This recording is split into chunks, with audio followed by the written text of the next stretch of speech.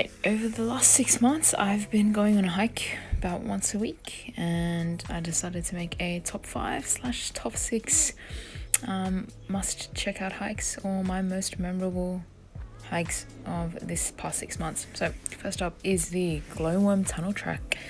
So look, this was an awesome little loop. The only downside was it's a bit of a drive to get there. So from Sydney, you're looking at about 2.5 to 3 hours, and it's dirt roads, but it was about a 9-kilometer loop, and there's such a different sort of environment that you walk through. So obviously there's a tunnel, but then you come out into the rainforest, and there's also all the mountains that are surrounding it. So I would definitely check this one out. This is my top 6, just because it's a bit of a mission to get there, but check it out if you can. Also, bonus, you can spend the weekend there. You can camp close by at Newness Campground, and I really enjoyed that campground. So that's it. This is Glowworm Tunnel Track plus the Pagoda Loop. Coming in next is the Brisbane Water National Park Pals Creek Loop. We really enjoyed this one. It basically had everything. There was waterfalls, there was a bridge crossing, and it was only about an hour away from Sydney. So I'd say it's pretty beginner friendly. The track is 4.5 kilometers and takes roughly 2 hours, depending if you're stopping for photos and everything.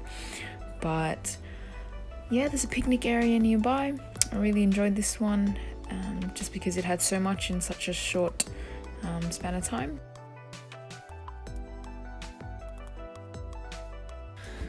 Number 4 is the Timbergetters Bluff Track and Bay Track. So, 3 tracks in one, can't go wrong with that. It's fairly short actually. It's about 7-kilometer loop. I really like when hikes are a loop. It just means you get to see different things the entire way through.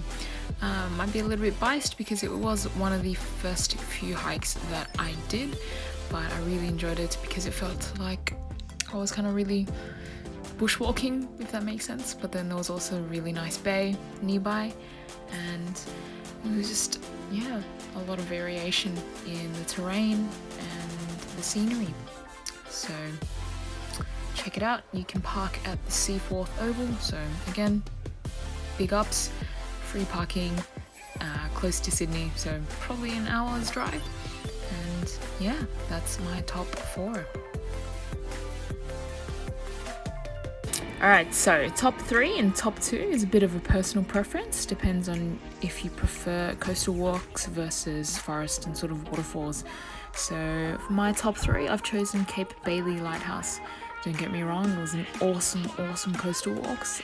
As usual, coastal walks are always, beautiful, especially on days like this. This was fairly short, 6.4 kilometers, and at the end there is a lighthouse, so it's the Cape Bailey Lighthouse Walk. That's just one way in, one way out. I believe you can go a little bit further, but as you can see, there's just gorgeous views along the way. It can be a bit windy, so just watch out for that. Hold on to your hats. The track as well isn't very even, so again, watch your ankles and take it really slow.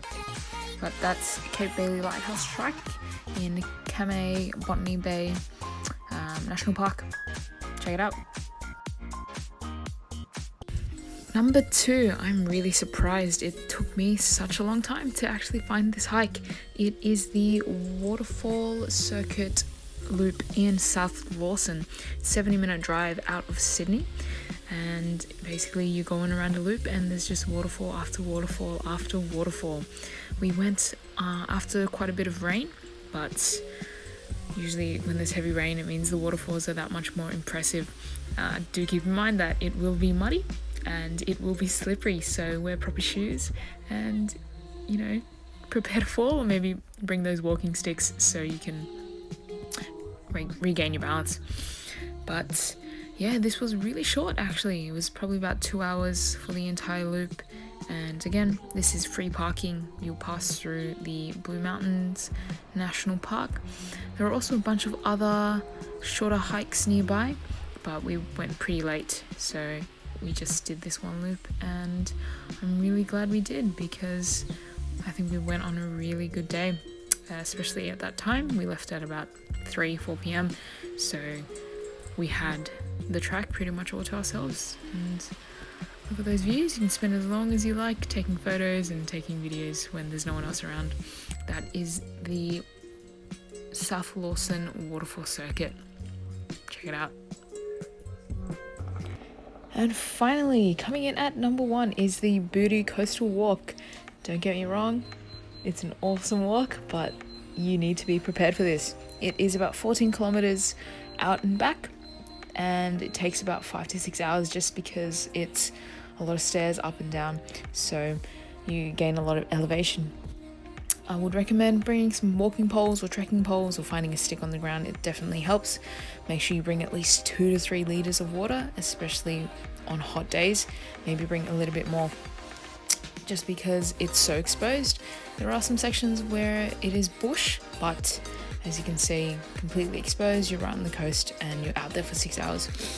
There are a few beaches that you can stop along to have breaks, and I would recommend that. Try not to rush it. I'd say spend about 8 hours for this hike.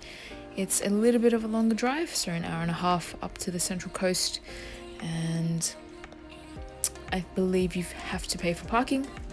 We started at Putty Beach campground because we were staying the night, and awesome campground. The waves can be a little bit loud, so bring earplugs if you plan to stay the night.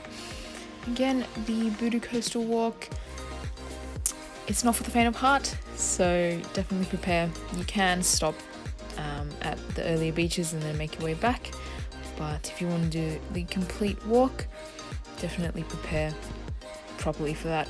The last section to McMaster's Beach from Little Beach was actually closed.